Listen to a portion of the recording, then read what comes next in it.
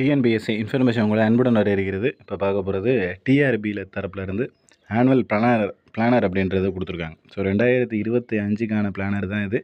So இதில் பார்த்தீங்கன்னா என்னென்ன தேர்வுகள் எப்பப்போ நடைபெறும் அப்படின்ற தகவல்கள் அப்படின்றது முழுமையாக கொடுத்துருப்பாங்க.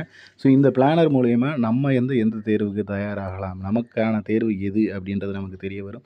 எப்போ இந்த தேர்வு நடைபெறும் அப்படின்ற மந்த்தும் நமக்கு ஓரளவுக்கு தெரிய வரும்.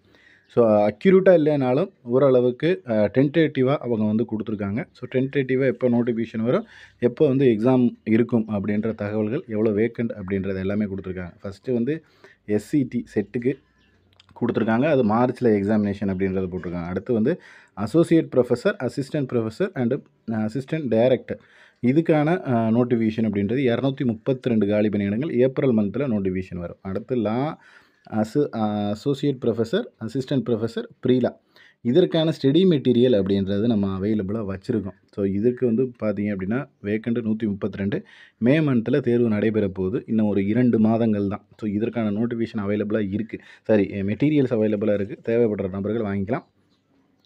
அடுத்து assistant professor arts and science college 4000 காலி பணியிடங்கள் ஜூலை மந்தில் நோட்டிஃபிகேஷன் வரும் அப்படின்றத அவங்க சொல்லியிருக்காங்க. சீஃப் மினிஸ்டர் ரிசர்ச் ஃபெல்லோ ஜூனில் நோட்டிஃபிகேஷன் 180 ஸ்டூடெண்ட் செப்டம்பரில் எக்ஸாம் வரும். அடுத்து போஸ்ட் கிராஜுவேட் அசிஸ்டண்ட், அதாவது பிஜி அசிஸ்டன்ட்னு சொல்லுவோம்.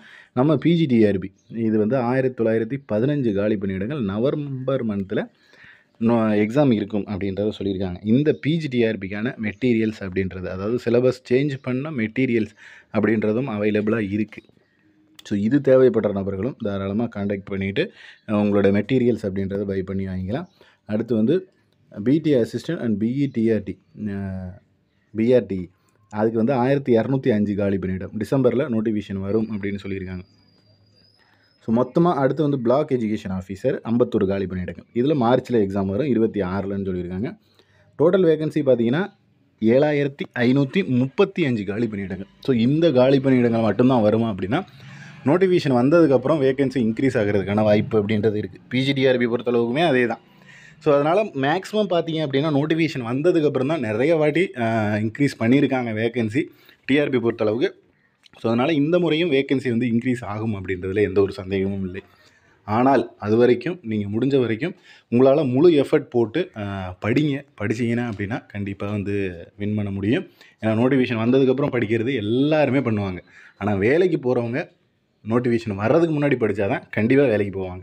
அதுக்கு முன்னாடி படிச்சிருக்கவங்க மட்டும்தான் வேலைக்கு போயிருப்பாங்களே தவிர, நான் நோட்டிஃபிகேஷன் வந்துச்சு, நான் வந்த டேட்லேருந்து அதுக்கப்புறம் படித்தேன், எனக்கு வேலை கிடச்சிது அப்படின்னு சொன்ன ஆள் யாருமே கிடையாது. எனக்கு தெரிஞ்சு ஒரு நபர் கூட அப்படி சொல்ல முடியாது. அப்படி சொல்லவே மாட்டாங்க யாரும்.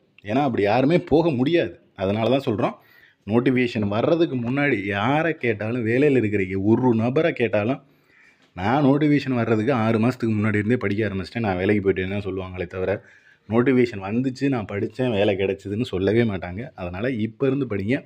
நீங்களும் வேலைக்கு போகிற நபராக மாறணும் அப்படின்னா இப்போ இருந்து படித்தா தான் அது நடக்கும். ஓகேவா? இதில் வேறு ஏதாவது சந்தேகங்கள் இருந்துச்சு அப்படின்னா கீழே கமெண்ட் பண்ணுங்கள். அதே போல் நம்ம சேனலில் போடக்கூடிய வீடியோவில் நோட்டிஃபிகேஷன் வரணும்னா நம்ம சேனலை சப்ஸ்கிரைப் பண்ணி பக்கத்தில் இருக்கிற பெல் ஐக்கனை கிளிக் பண்ணி ஆல் அப்படின்ற பட்டன் கொடுத்துருங்க. தேங்க்யூ.